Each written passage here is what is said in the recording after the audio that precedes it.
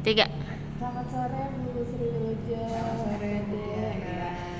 Bu Sri selaku Wakasek Gugus Kendali Mutu di SMA PGRI Cibinong ya Ibu, minta waktunya sebentar berkaitan dengan kuliah PPG saya. Itu tentang alternatif solusi gitu Bu. Untuk permasalahan yang pertama yang saya ambil itu berkaitan dengan motivasi belajar siswa yang rendah. Nah, menurut Bu Sri, adakah alternatif solusinya Ibu dari siswa ataupun dari gurunya?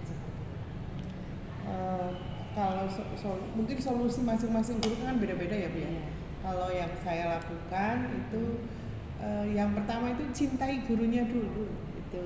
Jadi kalau dulu selalu setiap saya masuk ke kelas kan selalu bilang, pandanglah ibu ini seperti bidadari. Nah itu meskipun jelek, gendut, nggak apa-apa. Jadi anak seperti ya quantum learning kan juga gitu, masukin dunia mereka ke dunia kita kan, acak ke dunia kita. Nah itu jadi pertama kali itu, jadi cintai gurunya dulu yang pertama.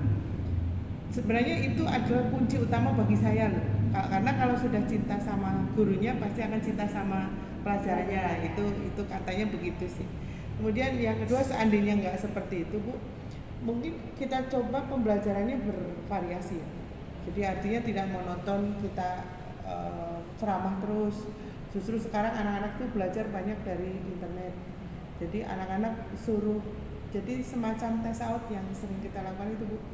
Anak-anak kasih tantangan dulu yang ada di internet itu. Nah, jadi mereka buka internet dengan materi, kita hanya menyampaikan nih loh materinya seperti ini nanti yang akan kita pelajari besok. Nah, anak-anak cari dulu ini. Nah, dengan iming-iming kita nilai. Jadi misalnya besok ibu akan ngasih soal yang ada hubungannya dengan tema ini, yang bisa jawab misalnya nilai tugas jadi 100 atau tidak usah, terserah kita kan Bu, kalau itu terserah gurunya. Atau misalnya tidak usah ngumpulin tugas tapi nilai tugas sudah 100. Nah itu. Atau tadi yang mengulang pembelajaran kita itu mungkin yang pertama minggu ini mungkin kita ceramah, minggu besok kita dengan game itu kalau saya sampai sempat main ular tangga juga Di kelas? ya. Di kelas itu kita bermain game ular tangga. Kelasnya disetting per kelompok. Jadi saya punya 5 ular tangga. Nah jadi 5 kelompok yang ada di situ. Nah nanti kan di samping mengerjakan soal, anak-anak senang itu sih. Kalau supaya anak-anak suka matematika itu. Ya, itu mungkin masih kurang nggak Bu? Kan udah tiga ya. Berarti gurunya tuh sebenarnya harus mengemas, merencanakan kegiatan pembelajaran yang menarik ya ujung-ujungnya, supaya siswa tidak bosan lagi gitu. Karena kalau udah bosan menurun gitu ya Bu ya motivasinya. Iya. Kalau menarik kan jadi jadi senang nih gitu ya. Dan satu lagi, menghilangkan image matematika itu susah. Itu pancingan dulu Bu, dengan soal-soal yang mudah-mudah. Nanti kan anak-anak loh ternyata gampang. Baru setelah anak-anak udah suka, tembak aja soal yang susah. Berarti dimulai dari yang rendah dulu ya, sampai anak-anak seneng, oh ternyata mudah ya matematika. Padahal itu grade-nya enggak kita turunkan. Siap Ibu. Untuk pertanyaan yang kedua berkaitan dengan soal cerita matematika. Terkadang siswa itu kesulitan gitu. Jadi kadang belum baca soalnya aja udah mau susah tuh Bu gitu. Nah, alternatif solusi menurut Bu Sri agar siswa itu mampu menjawab gitu soal cerita matematika. Jadi kita itu lemahnya di membaca itu sih. Jadi kita tidak menyalahkan anak-anak, gurunya juga kadang-kadang juga kita malas membaca Bu. Tapi pengalaman saya ngajar program linier Bu. Program linier itu kan semua sebagian besar soal cerita.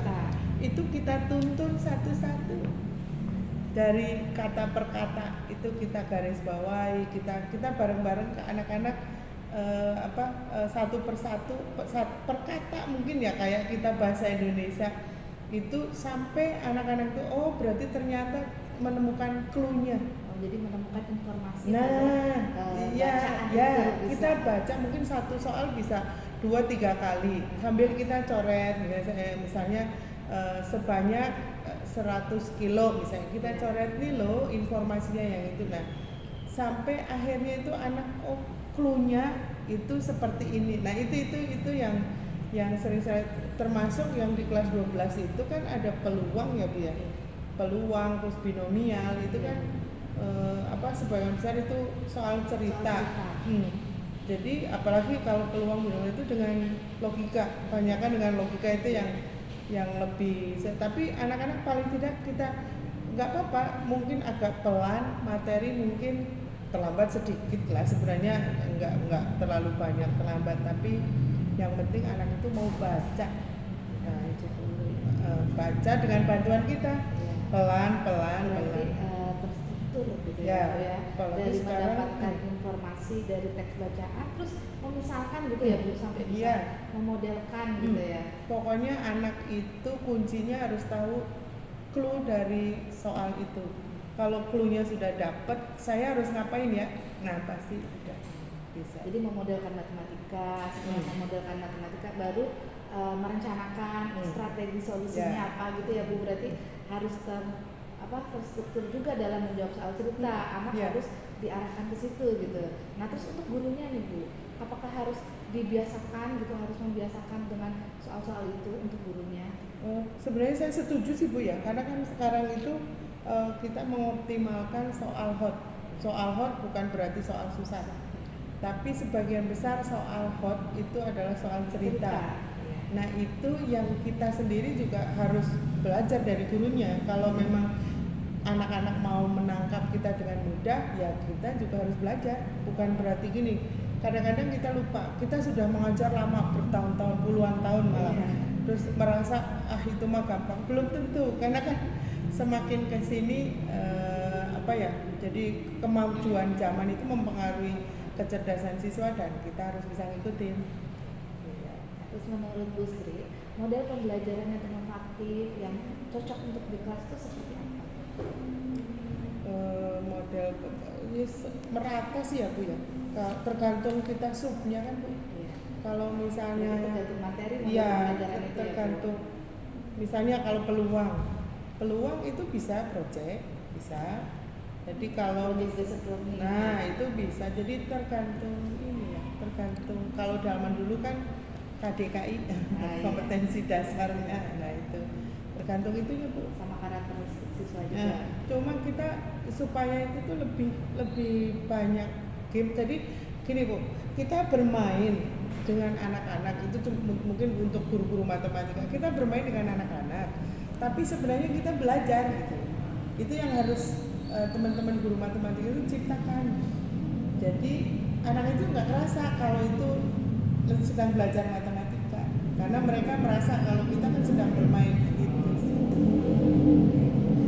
Media pembelajaran khususnya matematika itu apa aja gitu menurut Ibu yang bisa digunakan? Banyak sih Bu, kita tidak boleh misalnya kita mau bikin apa-apa, tapi kalau saya lebih cenderung jadi anak-anak itu menafsirkan, karena kan kita misalnya kita tes, kita UTBK, nggak mungkin kita bawa alat peraga kan Bu. Jadi mungkin alat peraga itu fungsinya misalnya awal-awal, contoh misalnya geometri, menggambarkan itu segitiga bagian itu siku-siku aja susahnya setengah mati kan Bu. Nah itu butuhnya, jadi butuh memang alat peraga. Jadi tapi sekarang kan ada alat peraga yang elektronik ya, maksudnya di internet kan banyak yang 3G, mungkin 4G kan. Itu kan udah persis kayak aslinya Bu. Jadi sekarang mah tidak usah kita nenteng. Berarti lebih ke media pembelajarannya lebih ke digital. Iya betul. Nah, mengikuti perkembangan zaman kan. Yang kadang anak juga bisa pakai gadgetnya sendiri. Betul. Siap. Ibu terima kasih. Sama-sama. Udah